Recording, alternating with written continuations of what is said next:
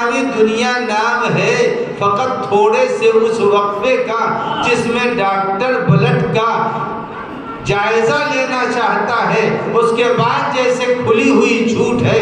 دنیا تھوڑے سے وقفے کا نام ہے اور آخرت پھیلے ہوئے اوقات کا نام ہے۔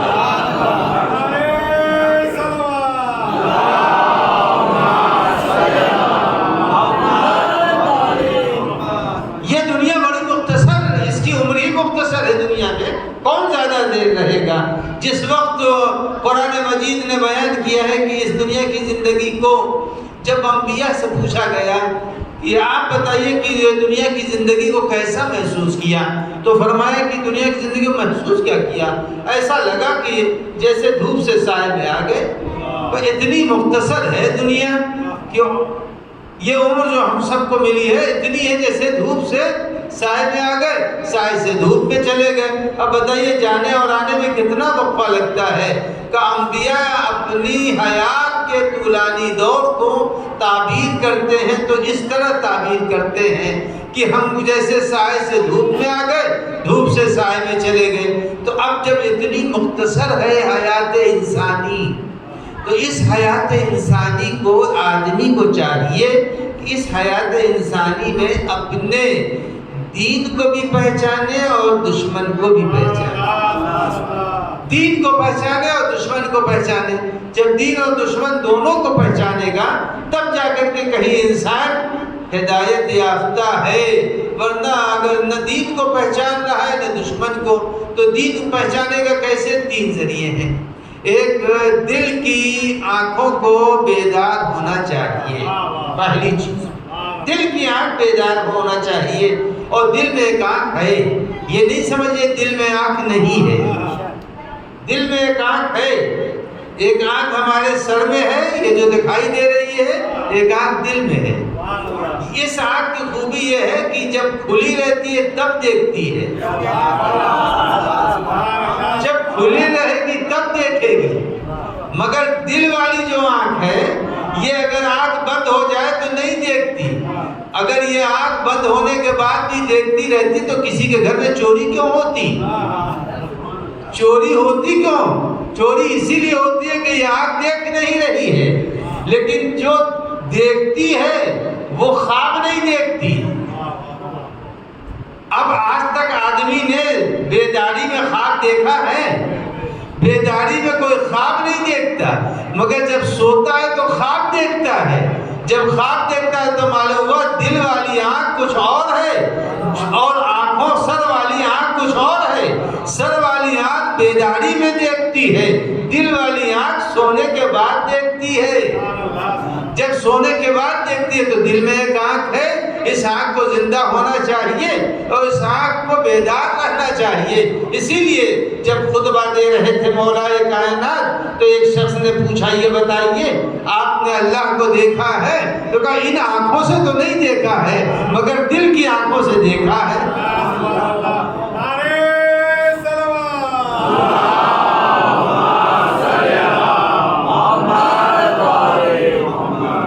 دل کی آنکھ کو زندہ رکھنا، اور دل کی آنکھ زندہ کیسے ہوگی وہ سن لیجیے آپ۔ بہت چھوٹی چھوٹی چیزیں میں بتاتا ہوں، بہت بھاری بھاری چیزیں نہیں بتاتا تاکہ وہ ممکن نہ ہو نہ سکے اور وقت بھی ہمارا بیکار چلا جائے۔ بہت چھوٹی سی چیزیں۔ سب سے پہلی چیز یہ ہے کہ یہاں سے جنت تک پہنچنے کے لیے 4 زینے ہیں۔ کتنے زینے ہیں؟ 4 زینے بس۔ تو کوئی بہت بڑا زینہ تو نہیں ہے۔ ارے بھائی ہمارے کمرے تک جانے کے لیے 10-12 زینے بن گئے ہیں، مگر جنت تک جانے کے لیے صرف 4 زینے ہیں۔ اب وہ 4 زینے عورت بھی سن رہی ہیں، مرد بھی سب سن رہے ہیں، بھولیے کہ نہیں مجلس کے اس حصے کو فراموش نہ کیجیے۔ 4 زینے کے بعد آدمی جنت میں پہنچ جائے گا اور یہ 4 زینہ اپنے ساتھ لے کے چل سکتا ہے۔ بھوپال میں جہاں جہاں ٹہل رہے ہوں اپنے ساتھ یہ زینہ اپنے ساتھ لے کے جائیے اور جنت تک آپ پہنچ جائیں گے اسی 4 زینوں سے۔ وہ 4 زینہ ہے کیا جو معصومین علیہ السلام نے بیان فرمایا ہے۔ ایک صلوات پڑھ دیں محمد وآلہ محمد۔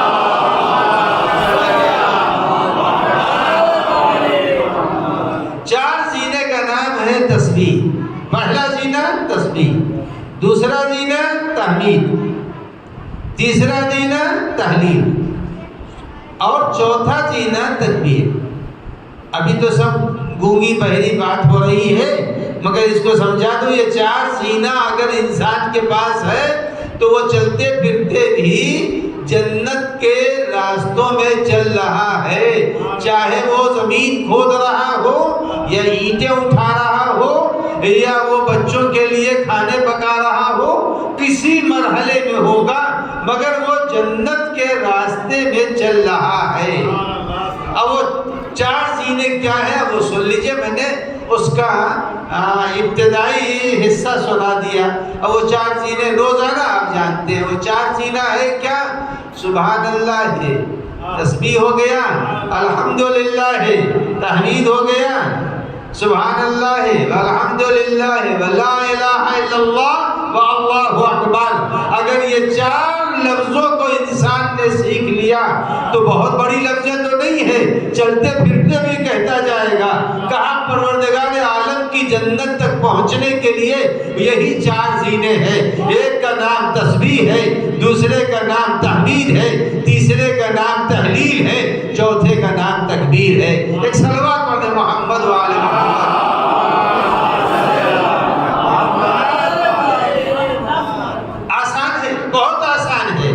اور یہ یاد رکھیے کہ قیامت کا دن جب آئے گا تو قیامت کے دن بہت سے ہمارے عمل کے گواہ ہوں گے، بہت سے ہمارے عمل کے گواہ ہوں گے. انہی گواہوں میں سے ایک گواہی دے گی زمین گواہ ہوگی. ہمارے عمل کی گواہ زمین ہوگی، اور زمین گواہی دے گی کہ انہوں نے ہمارے اوپر کیا کیا کیا ہے. قال الانسان ما لہا، قرآن کہہ رہا ہے زمین ہمارے ہر عمل کی، اب ہم متوجہ ہو یا نہ ہو مگر سی سی کیمرہ سب بتا دیتا ہے کہ آدمی کیا کر رہا ہے. آیا تھا تو کیا پہن کے آیا ہے، جا رہا ہے تو کیا پہن کے جا رہا ہے. آنے والوں کو کچھ خبر نہیں ہے مگر کیمرہ ریکارڈ کر رہا ہے. جیسے آج ہمارے بنائے ہوئے کیمرے ہمارے تصویروں کو سیو کر رہے ہیں، اللہ کی بنائی ہوئی زمین کا ہر قدم ہماری کیفیت کی ترجمانی کر رہا ہے. اب وہ ترجمانی کیسے کریں گے اس کی طرف میں اشارہ کر دوں، یہ یاد رکھیے. اب وہ ہر قدم جو انسان زمین کے اوپر گزار رہا ہے اگر جھوٹ بولا تو زمین کہے گی کہ انہوں نے ہمارے اوپر چلتے ہوئے غلط بیانی کی ہے. زمین جھوٹ بولے گی، زمین گواہی دے گی. تو عزیزو یہ نہیں غافل ہونا چاہیے کہ یہ زمین بے جان ہے، نہیں، زمین جاندار ہے. اس لیے کہ قرآن مجید کہتا ہے بولتی ہماری زبان ہے یا ہمارا ہاتھ؟ کیا بول رہا ہے؟ ہماری زبان بول رہی ہے، ہاتھ نہیں بولتا. لیکن قرآن مجید سورہ یاسین میں کہتا ہے قیامت کا دن جب آئے گا تو اس روز اللہ زبانوں کو خاموش کر دے گا اور ہاتھ بولیں گے.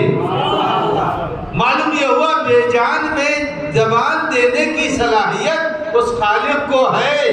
تو جب ہماری قیامت کے دن زبان چپ ہو جائے گی، الیوم نختم علی افواہہم وتکلمنا ایدیہم، اور ہاتھ بولنے لگیں گے. تو جب ہاتھ بولے گا تو ہاتھ میں تو زبان نہیں ہے مگر ہاتھ بولیں گے. جیسے ہاتھ بولیں گے اخرجت الارض اثقالہا وقال الانسان ما لہا، تو زمین بولے گی کہ پالنے والے اس نے ہم پر چلتے ہوئے انصاف کیا ہے. تو عزیزان گرامی یہ نہ سمجھیں آپ کہ ہم اس زمین کے اوپر ہیں، زمین بے جان ہے، نہیں، وہ بولے گی. اب بولے گی نہیں، فقط یہی نہیں بولے گی، وَجِيَ يَوْمَئِذٍ بِجَهَنَّمَ. قرآن مجید کہتا ہے کہ لایا جائے گا جہنم، اور جہنم کہے گا کہاں جا رہے ہیں، آئیے آئیے. ارے بھائی آگ کا شعلہ ہے، اس میں صلاحیت کلام کہاں سے آئے گی؟ مگر قرآن کہتا ہے وہ جہنم بولے گا، ارے ہنگامہ کرے گا، ان کو دیکھیں یہ کہاں جا رہے ہیں، یہ تو ہماری طرف ان کو آنا ہے، اور جب ان کو آنا ہے ہماری طرف یہ جا کدھر رہے ہیں؟ اور یہ یاد رکھیے گا قرآن نے ایک تعبیر کی، وہ تعبیر سنا دیتا ہے، یوم یکون الناس کالفراش المبثوث، جہنم میں گنہگار خود سے جائے گا، جہنم میں گنہگار خود سے جائے گا۔ اب کیسے جائے گا؟ اس آیت کی روشنی میں، یوم یکون الناس کالفراش المبثوث، قیامت کا دن جب آئے گا تو قیامت کے دن انسانوں کی کیفیت کیا ہوگی؟ کالفراش المبثوث، یہ برسات کا زمانہ ہے، یہاں تو خیر نہیں ہے الحمدللہ، برسات میں آپ نے دیکھا کہ لائٹ کے پاس بہت سے پروانے ہوتے ہیں نہیں ہوتے، اسی پروانوں کو قرآن مجید کہتا ہے فراش، پھیلے ہوئے پروانے۔ تو یہ پروانے دن میں کیوں نہیں نکلتے؟ لیکن جب رات ہوتی ہے تو اس لائٹ کے پاس وہ پروانے آتے رہتے ہیں، یعنی پروانے لائٹ کو دیکھ کے خود بخود آ رہے ہیں۔ تو اب قرآن مجید یہ کہہ رہا ہے جب جہنم روشن ہوگا تو گنہگار خود روشنی کی تلاش میں ہوں گے، جب روشنی کی تلاش میں ہوں گے تو جہنم کی روشنی کو دیکھ کے یہ خود ہی ادھر بڑھیں گے، جیسے ہی ادھر بڑھیں گے جہنم کھینچ لے گا۔ تو اب عزیزان گرامی یاد رکھیے نور کی ضرورت ہے، جب نور کی ضرورت ہے تو اللہ نے دوہرے نور کا تذکرہ کر دیا، ایک قرآن کو نور بنایا ہے، ایک آل محمد کو نور بنایا ہے۔ لہذا جن کے پاس آل محمد اور قرآن ہوگا وہ جائیں گے جنت کی طرف، اور جو آل محمد اور قرآن کو چھوڑ دیں گے تو وہ تو خود بخود جہنم میں جائیں گے، کالفراش المبثوث، بکھرے ہوئے ہوں گے۔ تو اب وہ بہت زیادہ ہدایت مشکل نہیں، ہدایت آسان ہے، بس یہ ہے کہ جب آدمی کے تصور میں یہ رہے کہ کیمرہ چل رہا ہے تو غلط کام نہیں کرتا، تصور جیسے ہی کیمرے کا آیا تو وہ فوراً سنبھل جاتا ہے، اگر کیمرے کے تصور سے سنبھل جاتا ہے تو جو خدا کا تصور رکھے گا کبھی غلطی نہیں کر سکتا ہے۔ خدا کے تصور کے بعد اسی لیے کہا کہ ہمارا تصور ذہنوں پر غالب رکھو، جب ذہنوں پر خدا کا تصور غالب رہتا ہے تو آدمی غلطی نہیں کرتا۔ اب آئیے یہ ہے تھوڑا سا اشارہ کہ آدمی ہدایت یافتہ کیسے بنے، جب اس کے پاس قرآن ہو، جب اس کے پاس اہل بیت ہو۔ قرآن اور اہل بیت انسان کو، اب ذرا سا تذکرہ قرآن کی طرف کر دو، ایک صلوات پڑھ دے محمد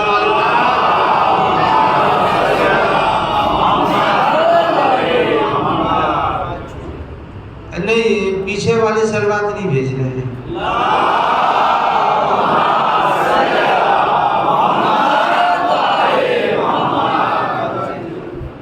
بہت آسان ساری باتیں، آسان تاکہ مجلس کے بعد بھول کر کے بھی کچھ رہ جائے، اس لیے کہ جس تھیلی میں سوراخ ہوتا ہے بہنے کے باوجود بھی کچھ نہ کچھ رہ جاتا ہے۔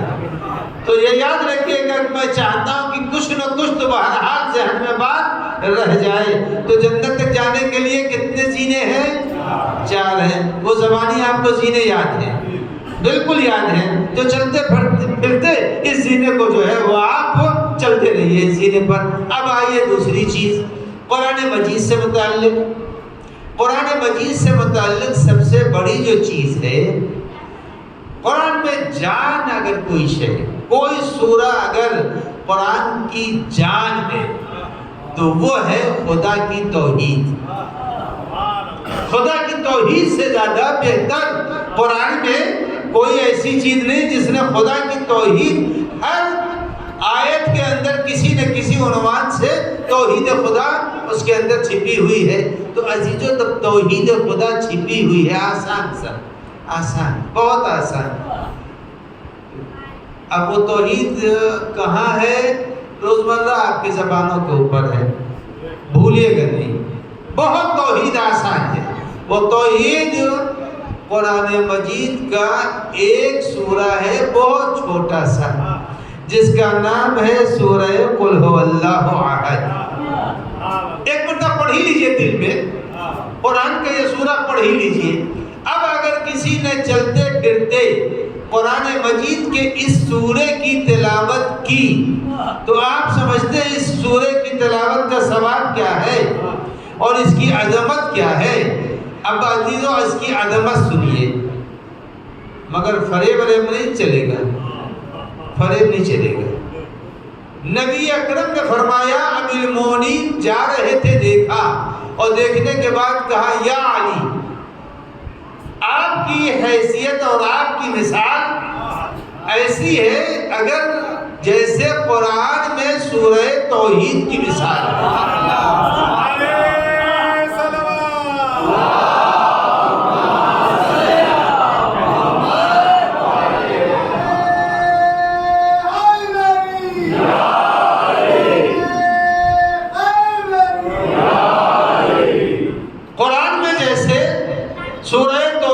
مثال ہے ویسے ہی آپ کی حیثیت سورہ توحید کی ہے۔ اور اس کے بعد فرمایا جو رسول اللہ نے کہ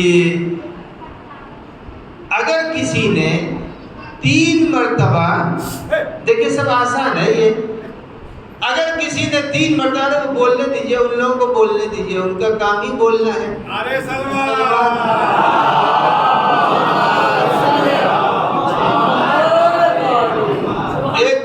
ایک جگہ گفتگو ہو رہی تھی کہ سب سے بڑا جھوٹ کیا ہے، سب سے بڑا جھوٹ کیا ہے، تو کسی نے کہا کہ 10 عورتیں بیٹھی تھی اور چپ تھی، انہوں نے کہا سب سے بڑا جھوٹ یہی ہے، عورت ہو اور چپ رہے، یہ ہو ہی نہیں سکتا۔ صلوات پڑھنے محمد والے۔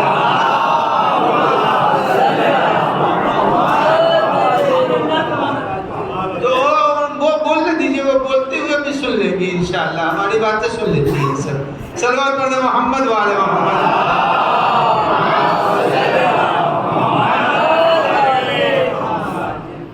تو کہا یا علی، اگر کسی نے 3 مرتبہ، دیکھیں میں صرف وہی چاہ رہا ہوں جو ہمارا جوان بھی چلتے پھرتے وہ کچھ نہ کچھ کر لے، ایسا نہ ہو کہ ہمارے جوان کو مجلس کے واپسی کے بعد کہ مولانا پتہ نہیں کیا پڑھ رہے تھے، کچھ سمجھ ہی بھی نہیں آیا۔ نہیں خوب سمجھیے، اگر یہ مجلسیں نہ ہوں تو ہماری شیعت چلی گئی۔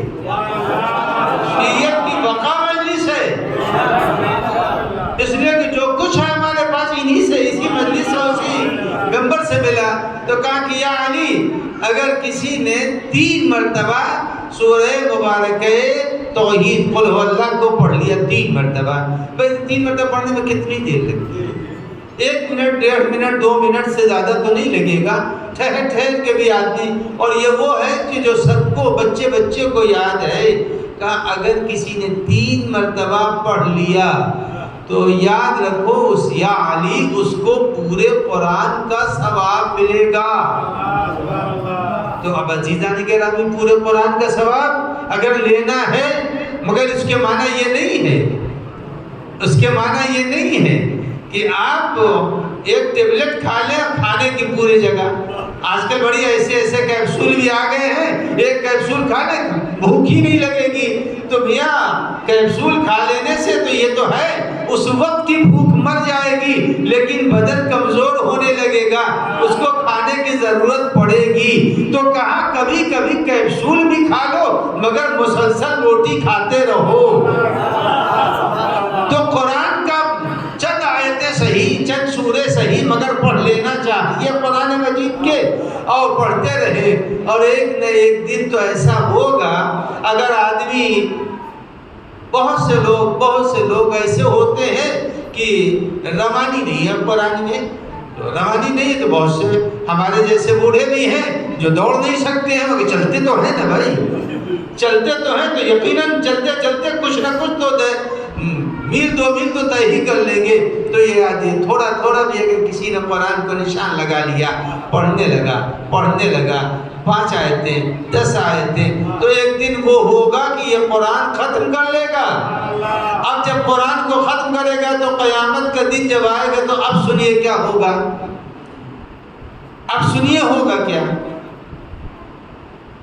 قیامت کے دن کچھ ہمارے عمل جسم بن جائیں گے، کچھ عمل ہمارے جسم بن جائیں گے۔ اب اس سے یوں سمجھا دوں کہ آپ نے دیکھا کہ اگر آپ نے صدقہ دے دیا، سنا ہے نا واقعہ، وہ صدقہ دیا تھا اس لڑکی نے، تو وہ صدقہ سانپ کے منہ میں پتھر بن گیا، سنا ہے نا، ہزاروں مرتبہ کا سنا، سانپ کے منہ میں وہ لڑکی جو دلہن تھی جناب عیسیٰ کے زمانے میں، اس نے صدقہ دے دیا تھا خاموشی سے، تو وہ سانپ کے منہ میں پتھر بن گئی، جبکہ عیسیٰ علیہ السلام کہہ کے گئے تھے کہ یہاں سے جا رہا ہوں، یہاں شادی ہو رہی ہے، واپس جب ہم آئیں گے تو یہ دلہن مر چکی ہوگی۔ تو واپس جب ہوئے تو لوگوں نے کہا یا نبی اللہ، آپ تو کہہ رہے تھے کہ یہ مر جائے گی، تو شادی ماشاءاللہ ہو رہی ہے، تو کہا پتہ لگاؤ کیا ہوا ہے۔ جب پتہ لگایا تو معلوم یہ ہوا کہ یہ لڑکی خاموشی سے فقیر نے سوال کیا تھا، اٹھ کر کے گوشے میں جا کر کے اس نے اس فقیر کو دے دیا۔ تو معلوم ہوا عمل کبھی انسان کا جسم بن جاتا ہے، جب جسم بنتا وہ پتھر بنا، کہا اس کا جوڑا کھولو، جوڑا کھولا گیا تو چھوٹا سا سانپ کا بچہ تھا، لیکن اس کے منہ میں پتھر تھا، معلوم ہوا عمل مجسم ہو جاتا ہے۔ خوب سمجھ لیجیے، آپ سمجھ رہے ہیں کہ عمل مجسم ہو جاتا ہے۔ جب ایک صدقہ پتھر بن سکتا ہے تو پورے قرآن کی تلاوت جسم جب بنے گی تو ہوگا کیا؟ وہ سنیے، صلوات پڑھ کے محمد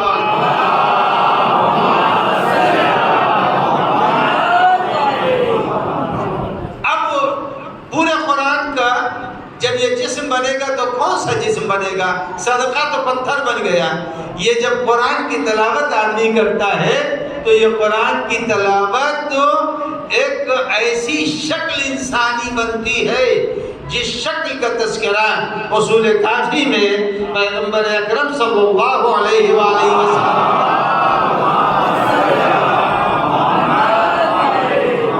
حضرت فرما رہے ہیں کہ قیامت کے دن مومن کے سامنے سے،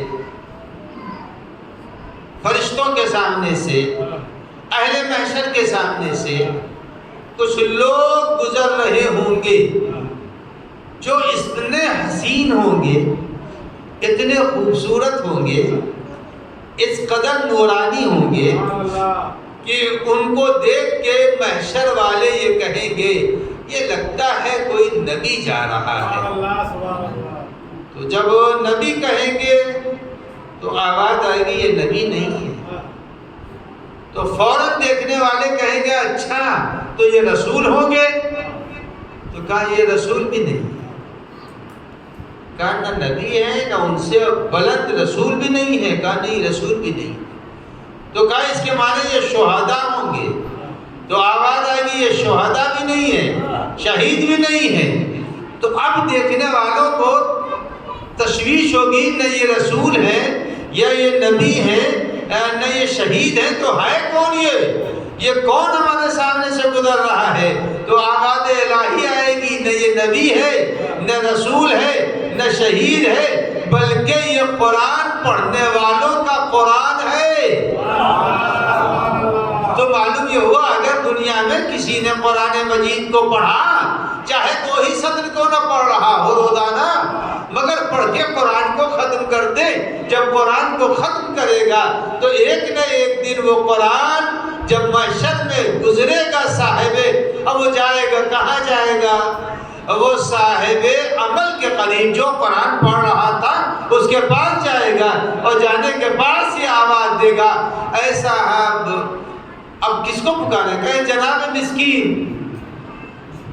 جناب مسکین، میں وہ قرآن ہوں جو روز صبح میں آپ پڑھتے تھے، اب جب مسکین کے پاس وہ قرآن آئے گا بن کر کے، اب میں یہ نہیں جانتا کہ مسکین کے پاس وہ قرآن بشکل عورت آئے گا یا بشکل مرد آئے گا، مگر جائے گا ضرور۔ صلوات پڑھے محمد وآل محمد۔ عزیزان گرامی، یہ فقط یہی پر نہیں کہ وہاں پر ہوگا، جب انسان قبر میں جائے گا تو چند قرآن کے سورے وہ ہیں انسان اٹھے گا تو اس کو یہ بتائیے پیدل جانا اچھا ہے جنت تک یا سواری سے؟ خود ہی بتا دیجئے، ہمیں کیا کہنے کی ضرورت ہے؟ پیدل اچھا رہے گا نا؟ سواری سے جانا ہے۔ جب سواری سے جانا ہے تو سواری یہاں فراہم کرنی پڑے گی، اس لیے کہ جو جہاں سے چلتا ہے سواری وہاں سے لیتا ہے، جہاں جانا ہے وہاں سواری سے اترتا ہے۔ تو ہم کو جنت کا راستہ طے کرنا ہے، سواری یہاں فراہم کرنی ہے۔ اب وہ سواری ہے کیا؟ اب وہ سواری اگر آپ کو معلوم کرنا ہے، اگر دل سے سوال بھیجیں گے تو سناؤں گا، ورنہ گول کر جاؤں گا۔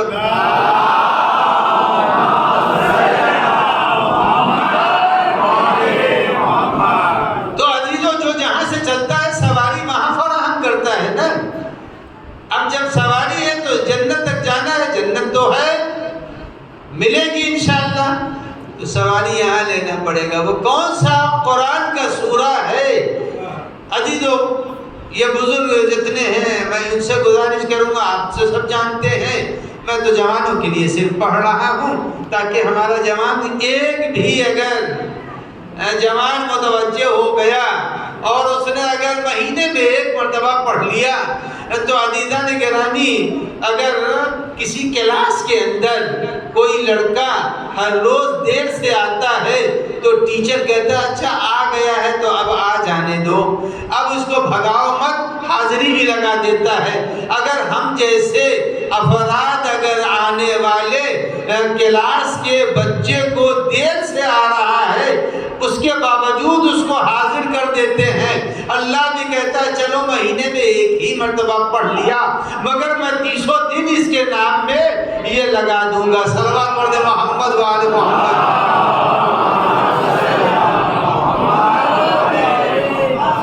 تو بات سنیے، وہ کون سا سورہ ہے جس کے پڑھنے سے انسان کو سواری ملے گی؟ وہ ایک سورہ ہے، اب بھولے گی نہیں آپ، مجھے یاد نہیں بھولے گی، اس کا نام ہے سورہ قمر۔ سورہ قمر کی تلاوت اگر کسی شخص نے کی تو قبر سے جب اٹھے گا تو پروردگار عالم کہے گا ارے بھائی یہ تو میرے سورہ قمر کی تلاوت کر رہا تھا، اس کے لیے فوراً سواری۔ اب کل کی مجلس میں سناؤں گا انشاءاللہ کہ یہ یاد رکھیے محشر کتنے لمبے وقت کا نام ہے، سنیں گے، کل سنا دوں گا کہ محشر کتنا لمبا پیریڈ رکھتا ہے۔ محشر یوں نہ سمجھیے بس فوراً 2 سیکنڈ کا کام ہے، یہاں پر آ گئے آپ کی صدا خانے میں اور 1 گھنٹے کی مجلس سنی اور روانہ ہو گئے، یا گھنٹے کا نہیں ہے، بڑا لمبا ہے، کل سنا دوں گا۔ ایک صلوات پڑھ دے محمد وعلی محمد۔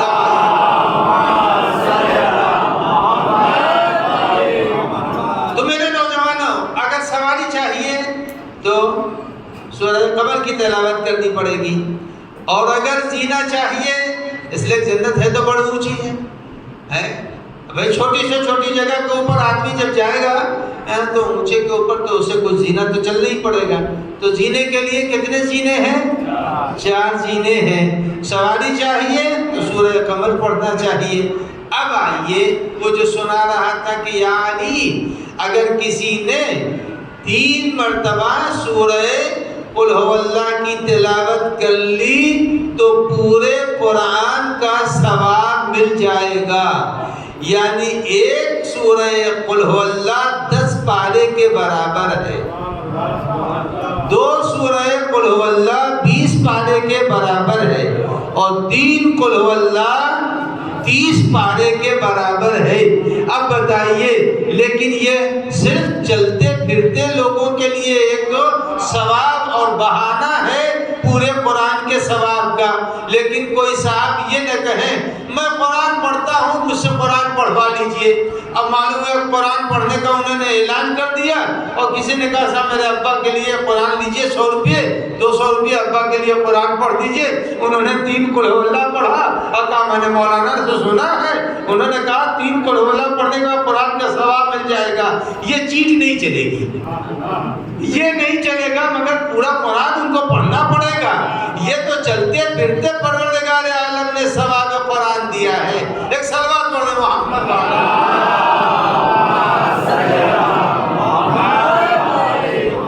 تو عزیزان گرامی، ہم ساری وہ باتیں آپ کی خدمت میں عرض کرنا چاہتے ہیں جو بھولنے کے بعد بھی کچھ رہ جائے. جیسے میں نے کہا کہ پھٹی ہوئی تھیلی سے گرتے گرتے بھی کچھ رہ جاتا ہے. بھولنے کے بعد بھی کچھ نہ کچھ تو دماغ میں رہ ہی جائے گا مجمع کے. اب آئیے دوسرا حصہ میں اپنی تقریر کا سنا دوں، جس کی طرف اشارہ کیا کہ انسان کو چاہیے کہ ہدایت اگر ضروری ہے تو ہدایت اسی وقت ہوگی کہ جب بہکانے والا نہ ہو.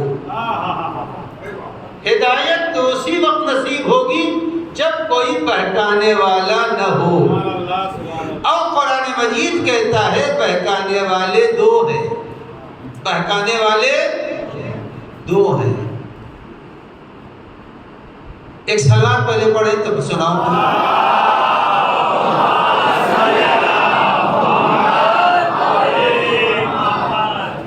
وہ دو بہکانے والے، ایک بہکانے والا وہ ہے جس کو ہم سب پہچانتے ہیں. ایک بہکانے والا وہ ہے جو ہمارے درمیان ہے. قرآن مجید نے بیان کیا ہے. دونوں کی طرف میں اشارہ کر دوں. یہ یاد رکھیے، آپ روزانہ بھی تم شیطان ہو کیا بولتے ہیں نا. جب کسی سے بالکل بیزار ہو جائے گا وہ بالکل شیطان ہے بھائی، تو معلوم ہے کہ انسان میں بھی کچھ شیطان ہے. اسی کو تو قرآن نے کہا شیاطین جن بھی ہیں، شیاطین انس بھی ہیں. تو عزیزان گرامی اب یہ یاد رکھیے، جنات کبھی بشکل انسان بھی ہے، ابلیس کبھی بشکل انسان بھی ہے. تو اب جب بھی کبھی ایسا دشمن کی شناخت کے لیے ضروری ہے، دشمن کبھی دشمن بن کے نہیں آتا، کبھی بھی دشمن بن کے نہیں آئے گا، بلکہ دشمن جب آئے گا تو دوست بن کر کے آئے گا. اور جب دوست بن کر، میں آپ کو قرآن کے آیتوں سے مطمئن کر دوں کہ دشمن کبھی بھی یہ نہیں کہے گا میں آپ کا دشمن ہوں. آج دیکھیے، میں اشارہ کر رہا ہوں، ساری باتیں تو کہہ بھی نہیں سکتا. آپ دیکھیں کہ آج بڑی اسکیمیں چلائی جاتی ہیں. اسکیم چلانے والے کبھی نہیں یہ کہہ رہے ہیں کہ اس اسکیم میں ہم آپ کو دھوکہ دے رہے ہیں، بلکہ اسکیم کے نام پر وہ ہمیں فریب دے رہے ہیں. تو اب آئیے، دشمن ہے کیا؟ قرآن مجید نے جس دشمن کا تعارف کرایا ہے اس کے بعد میں آگے بات کو بڑھاؤں گا. قرآن کہتا ہے کہ حضرت آدم کے پاس کون آیا؟ ابلیس آیا. ابلیس نے کیا کہا؟ انی لکما لمن الناصحین، اے آدم میں آپ کا طرفدار ہوں. اور قرآن مجید نے کیا کہا کہ یہ ابلیس تمہارا کھلا ہوا دشمن، عدووں کو بھی کھلا ہوا دشمن ہے، لیکن وہ آیا تو اپنے کو دشمن کہہ کے نہیں آیا. انی لکما لمن الناصحین، میں آپ کا طرفدار ہوں، آپ کا ہمدرد ہوں، آپ کا بہی خواہ ہوں. تو معلوم ہوا ابلیس جب آئے گا تو بہی خواہ بن کے آئے گا، طرفدار بن کے آئے گا. تو عزیزان گرامی، دشمن جتنے بھی اس وقت ہیں، آنکھ کھول کے رہنا چاہیے، کان کھول کے سننا چاہیے کہ دشمن چالیں کون سی چل رہا ہے. اور سب سے بڑی چیز یہ ہے، دشمن کی جو ایک سازش ہے، چاہے وہ دشمن دین کا ہو یا ہمارے دنیا کا دشمن ہو.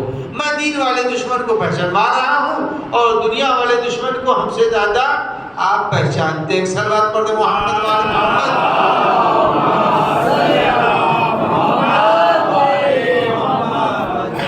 پیغمبر اکرم کی ایک حدیث ہے، یا علی. آپ نے جو حدیث کو سنا، میں دوسرے انداز سے اس حدیث کو سنا رہا ہوں. آپ نے سنا ہے کہ انا مدینۃ العلم وعلیون بابھا. پیغمبر کی یہ حدیث ہے، انا مدینۃ الحکمہ وعلیون بابھا.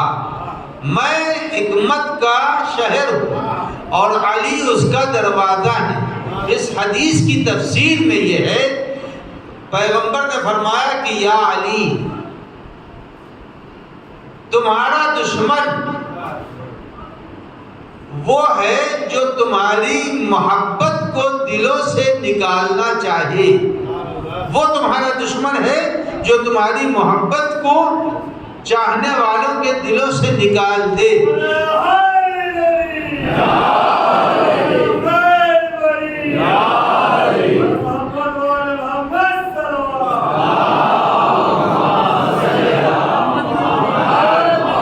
وہ تمہارا دشمن ہے۔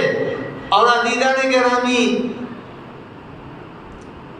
یہ بھی تو قرآن مجید نے فرمایا ہے، اس نے کہا کہ میں جہنم کو بھر دوں گا۔ ابلیس نے قرآن مجید میں کہا میں جہنم کو بھر دوں گا، تو عزیزان گرامی جہنم کو بھرے گا کیسے؟ جہنم کو اسی وقت تو جہنمی زیادہ ہوں گے جب ان کے دلوں سے حب علی نکلے گی تو جہنمی بنیں گے۔ تو فرمایا کہ یا علی یاد رکھنا، جو تمہارے محبت کو دلوں سے نکالنا چاہے وہی ابلیس ہے۔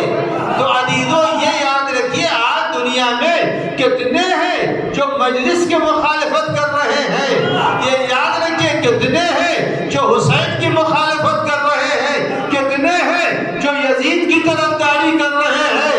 تو جہاں جہاں یہ پہلو پایا جائے، سمجھیے یہ وہ لوگ ہیں جو یزید کے طرفدار ہیں، یہ وہ لوگ ہیں جو ابلیس کے طرفدار ہیں۔ تو عزیزان گرامی، کوشش یہ کریں اپنے دشمن کو پہچانیں، اور اسی کو امام نے فرمایا ہے کہ تم اپنے بچوں کو ایک سبق ضرور سکھاؤ۔ وہ سبق کون سا ہے؟ صرف معمولی سا عمل ہے جو مولانا یقیناً یہاں کے اوپر اس عمل کو دہرا رہے ہیں بچوں کے لیے۔ وہ عمل ہے کیا؟ کہ تم اہل بیت کے معجزوں کو اپنے بچوں کو سناؤ۔ آج چھوٹی چھوٹی میں نے دیکھی، ہم لوگ کے زمانے میں تو نہیں تھی، وہ چھوٹی چھوٹی جو ہے وہ کتابیں آ رہی ہیں، ہندی میں بھی ہے، انگریزی میں بھی ہے، اور ایک بول رہا ہے، وہ دوسرا جو ہے اس کے جواب میں تصویروں کے ساتھ چھوٹے چھوٹے جملے آ رہے ہیں۔ تو اب عزیزو یہ یاد رکھیے کہ اپنے بچوں کو چھوٹے چھوٹے معجزے سنائیے، چھوٹے چھوٹے معجزے سنائیے۔ جب معجزے وہ سنیں گے اس کا اثر کیا ہوگا؟ ہمیشہ سب چیز آدمی بھول جاتا ہے مگر کہانی نہیں بھولتا، کہانی نہیں بھولتا۔ تو کہا اہل بیت کے معجزوں کو سناؤ، ایک تو یہ ہے۔ دوسری جو تاکید کی ہے، دوسری تاکید یہ ہے کہ اہل بیت کی مظلومیت اور ان کے قاتل کا تعارف کرا دیا۔ دیکھیے محبت میں شہد، حلاوت، مٹھاس ہے، اور دشمنی میں کڑواہٹ ہے۔ ابھی ہماری بات واضح ہوگی، اس وقت ایک چھوٹا سا بچہ ہے، 2 مہینے کا بچہ ہے، 1 مہینے کا بچہ ہے، 1 دن کا بچہ ہے۔ اس 1 دن کے بچے کو شہد چٹا دیجئے تو وہ زبان ہونٹوں تک لائے گا اور چاٹ لے گا، لیکن اسی 1 دن کے بچے کو لیمو چٹا دیجئے، منہ بنا لے گا۔ تو یاد رکھیے اہل بیت کی محبت شہد ہے، اور دشمنوں کی محبت کا ذکر نہ کرنا یہ لیمو کا کام کرتا ہے۔ تو اپنے بچوں کو اہل بیت کی محبت اور ان کی مظلومیت سکھائیے، شہد کی طرح سے دل میں بیٹھے گی، اور ان کے قاتل کے ظلم کو سنائیے، اس سے خود بخود نفرت پیدا ہو جائے گی۔ ایک صلوات پڑھ دیں محمد والے۔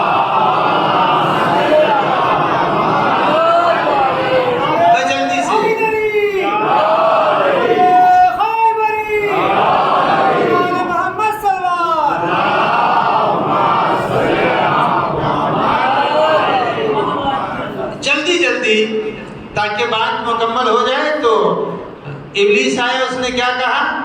انی لکما لمن الناصحین، میں آپ کا ہمدرد ہوں، تو کھلا کھلا دشمنی کا اظہار نہیں کیا، جبکہ اس نے کہا تھا کہ لَأَقْعُدَنَّ لَهُمْ صِرَاطَكَ الْمُسْتَقِيمَ، ہم تو بہکائیں گے اور بہکائیں گے اور جم کے بہکائیں گے اور ڈٹ کے بہکائیں گے، صراط مستقیم پر جمے رہیں گے۔ عزیزو سب تو بیان کر دیا ہے، لیکن جب آتا ہے تو کہتا میں آپ کا طرفدار ہوں، میں آپ کا ہمدرد ہوں، آپ کا مخلص ہوں۔ تو دشمن ہمیشہ مخلص بن کے آتا ہے، کبھی بھی دشمن بن کے نہیں آتا۔ تو دشمن کو پہچاننا چاہیے، کہیں ایسا تو نہیں ہے کہ یہ دوست کے لباس میں، یہ دیکھیے جب بھی کڑوا کیپسول دیا جاتا ہے تو غلاف اس کا میٹھا ہوتا ہے۔ یہ یاد رکھیے آج کے افراد ہم کو ہمدرد کے کیپسول میں اپنا زہر پلایا کرتے ہیں۔ تو سمجھداری کا کام یہی ہے۔ اب آئیے دوسرا ایک مورد، یہ بتائیے امیر المومنین علی بن ابی طالب کا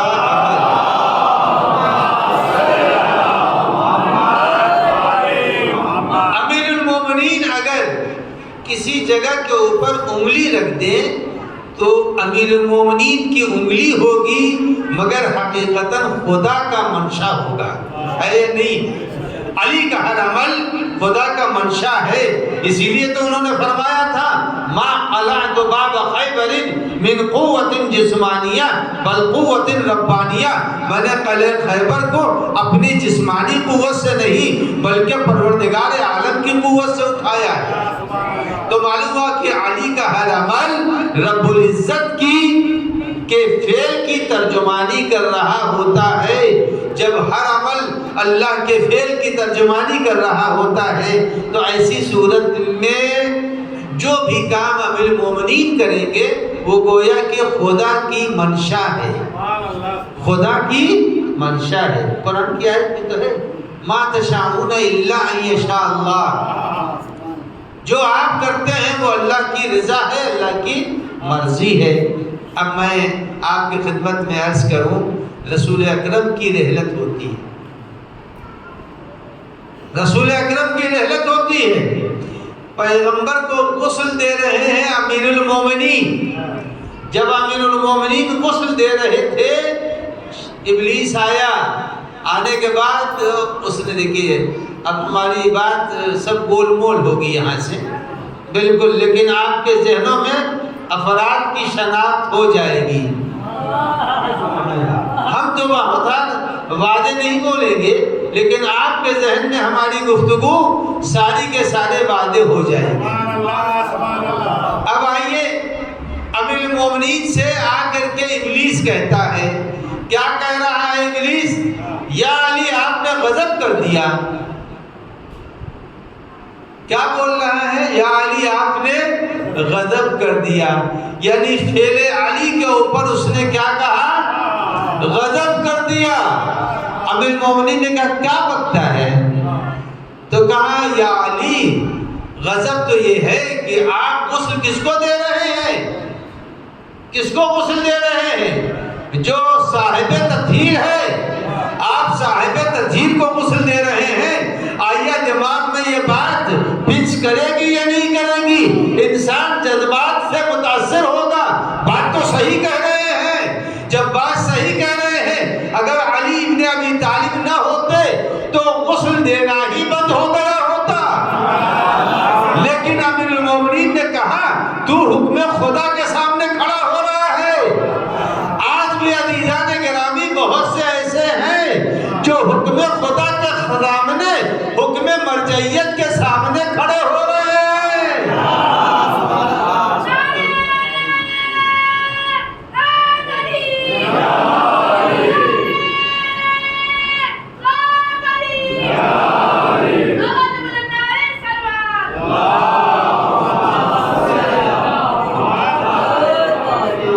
تو دین کی ہدایت کا انحصار تین چیزوں پر آج میں نے بیان کر دیا۔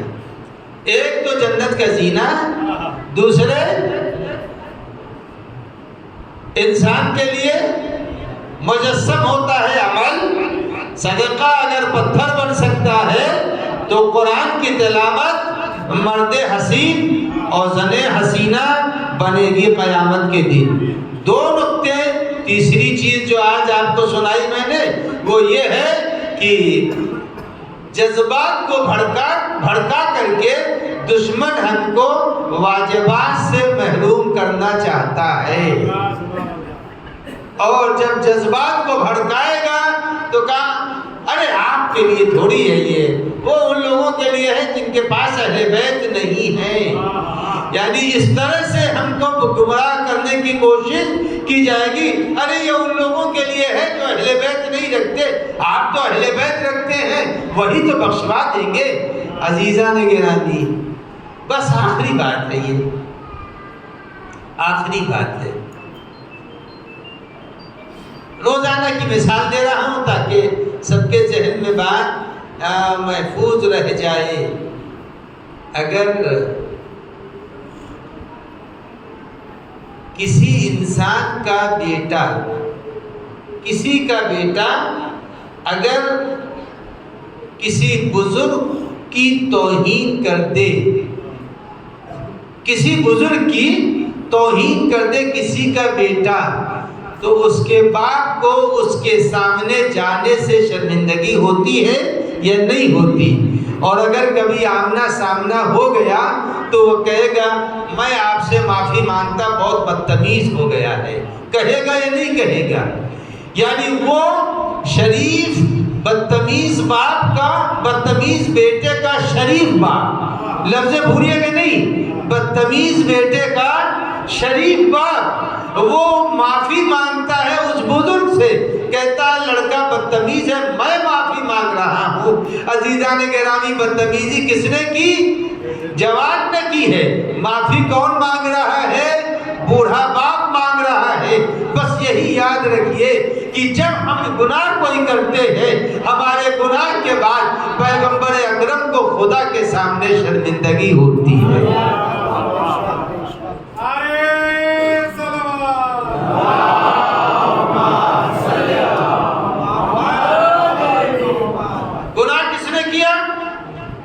کیا شرمندہ کون ہو رہا ہے؟ نبی اکرم ہو رہا ہے۔ کس کے سامنے؟ خدا کے سامنے۔ اس لیے کہ اسی لیے روایت میں ہے کہ جب کوئی بندہ مومن اچھا کام کرتا ہے تو نبی اکرم اور اس وقت امام زمان علیہ السلام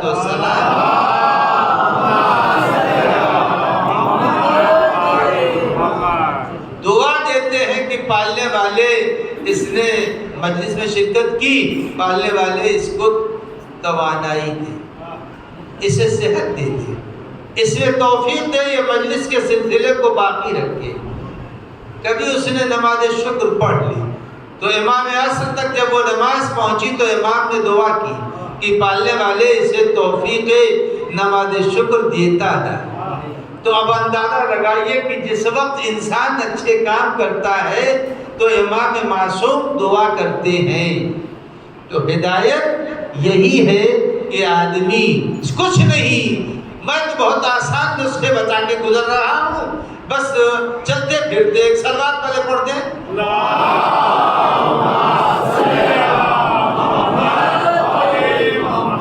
تو بھولیے گا نہیں، بھولیے گا نہیں، جتنی آپ کی خدمت میں آج باتیں گزارش کی ہیں اسے بھولنا نہیں ہے، بڑی آسان باتیں ہیں۔ کا چلتے پھرتے زمین پر ایک صلوات بھیج دو۔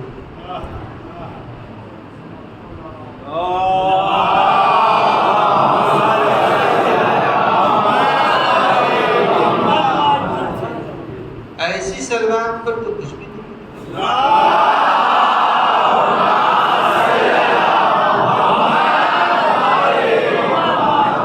یہ آپ کی خدمت میں عرض کر دوں کہ جنت کا سوئی زمین کے اوپر ہے، جنت کے بلب کا سوئی زمین پر ہے۔ ابھی تو گونگی بہری بات ہماری ہے، جب اس حال میں کوئی آتا ہے تو آنے سے پہلے گیٹ کے اوپر بورڈ بنا ہوا ہے، وہاں کے اوپر پہلے ہاتھ رکھ کے سوئچ آن کرتا ہے، پورے ہال کے اندر روشنی ہو جاتی ہے۔ یعنی وہ سوئچ، وہ بورڈ کہاں بنا ہے؟ وہ بورڈ بنا ہوا ہے گیٹ پر۔ جب وہاں کے اوپر اس نے جلایا تو پورا حال روشن ہو گیا۔ عزیزو یہ یاد رکھیے جنت کے اندر بھی ایک روشنی ہے، وہ اس روشنی کا سوئچ اور بورڈ زمین پر ہے۔ جب انسان کبھی صلوات پڑھتا ہے تو جنت فوراً روشن ہو جاتی ہے۔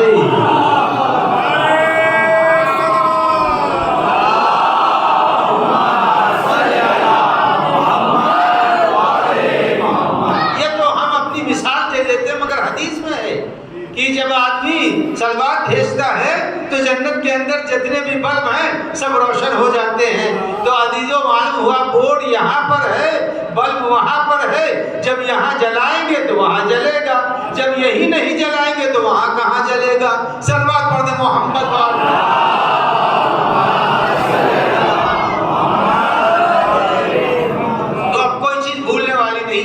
سب ہم نے آج یاد والی چیزیں آپ کے حوالے کر دی، یہاں سے جائیے گا تو پڑھ لیجیے گا، آسان چیزیں ہیں، بھولے گئے۔ مجلس کا ماحصل یہی ہے کہ وہ چیزیں آپ یہاں سے جائیں جو تبرک لے کے جائیں گے، تھوڑی دیر میں کھا پی کے ختم ہو جائے گا، کھا پی کے ختم ہو جائے گا تبرک۔ تو تبرک کی عمر کم ہے مگر مجلس کے باتوں کی عمر طولانی ہے۔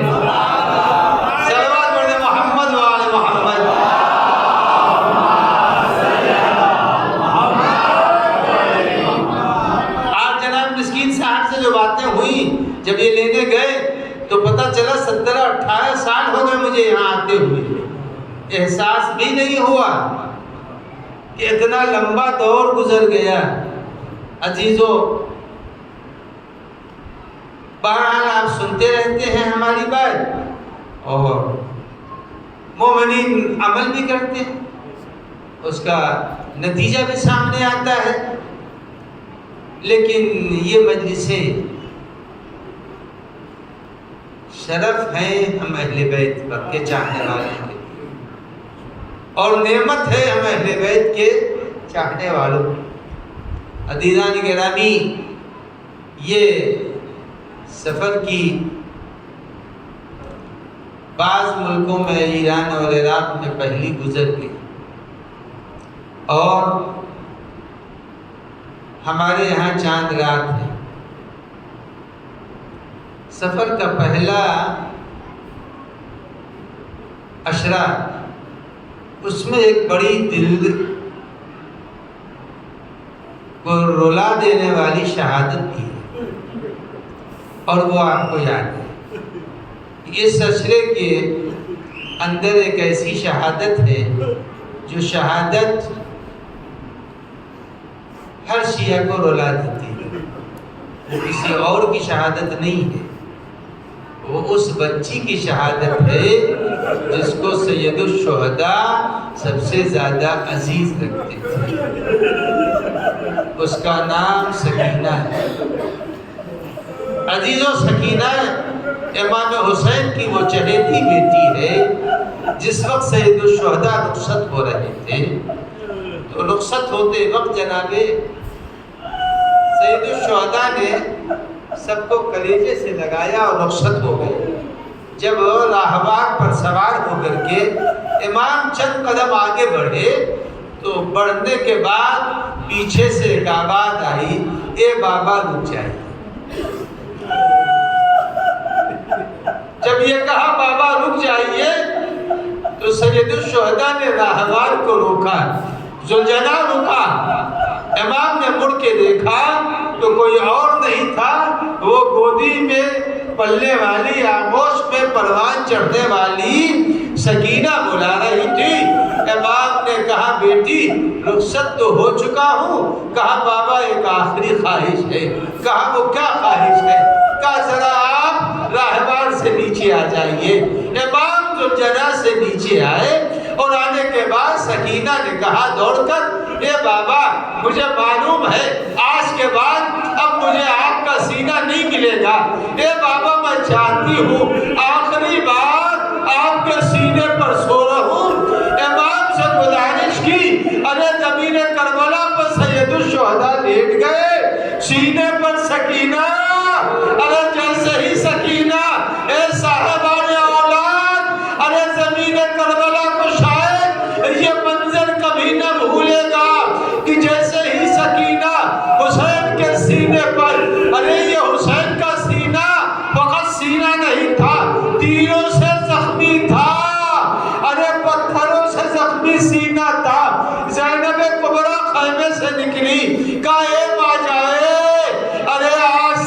سکینہ میرے ساتھ رہے گی۔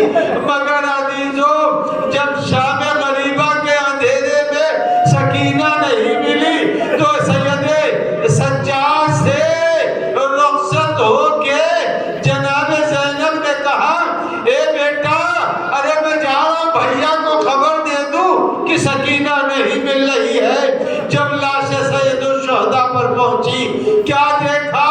سکینہ باپ کے گلے سے لپٹی ہوئی فریاد کر رہی ہے۔ ارے جناب زینب نے پوچھا بیٹی پہچانا کیسے؟ کہا اے پھوپھی اماں، جب مقتل میں کہہ رہی تھی بابا بابا تو آواز آئی الیہ الیہ یا بنیہ، اے بیٹی آ جاؤ میں نشیب میں ہوں۔ اے پھوپھی اماں، بابا نے بلایا تھا، میں بابا کے لاشے سے لپٹ گئی۔ سیعلم الذین ظلموا أي منقلب ينقلبون لعنة الله على القوم الظالمين۔ یا اللہ یا اللہ یا اللہ یا اللہ یا اللہ یا اللہ، الہی قلب امام کو راضی و خوشنود فرما، ظہور امام میں تعجیل فرما، مدارات بقی کی تعمیر کے اسباب عنایت فرما، دشمنان تشیع کو ذلیل و رسوا فرما، پالنے والے جو صاحبان حاجت و حاضرین و ناظرین و سامعین ہیں سب کی حاجتوں کو روا فرما۔ کچھ بیمار ہیں جن لوگوں نے مجھ سے ملک و بیرون ملک سے دعاؤں کی فرمائش کی ہے، آپ حضرات سے گزارش ہے ان تمام مریضوں کی شفا کے لیے 5 مرتبہ اس آیہ کریمہ کی تلاوت فرما دیں۔ امن یجیب المضطر اذا دعاہ ویکشف السوء، امن یجیب المضطر اذا دعاہ ویکشف السوء، امن یجیب المضطر اذا دعاہ ویکشف السوء، امن یجیب المضطر اذا دعاہ ویکشف السوء، امن یجیب المضطر اذا دعاہ ویکشف السوء۔ یا اللہ زمین کے اوپر جہاں کہیں بیمار ہوں ان سارے مریضوں کو دعا امام عصر میں شامل فرما اور ان آیات کو اپنے دست قدرت و رحمت و کرم سے بارگاہ امام عصر میں تقدیم فرما۔ یا اللہ پیغام اہل بیت کے پہنچانے کی توفیق و توانائی عنایت فرما۔ یا اللہ شب اول قبر ہم سب کو اہل بیت کی زیارت و شفاعت نصیب فرما، عذاب قبر، فشار قبر، تاریکی قبر سے نجات کرامت فرما۔ بالنبی و آلہ الطاہرین، صلوات پڑھ محمد۔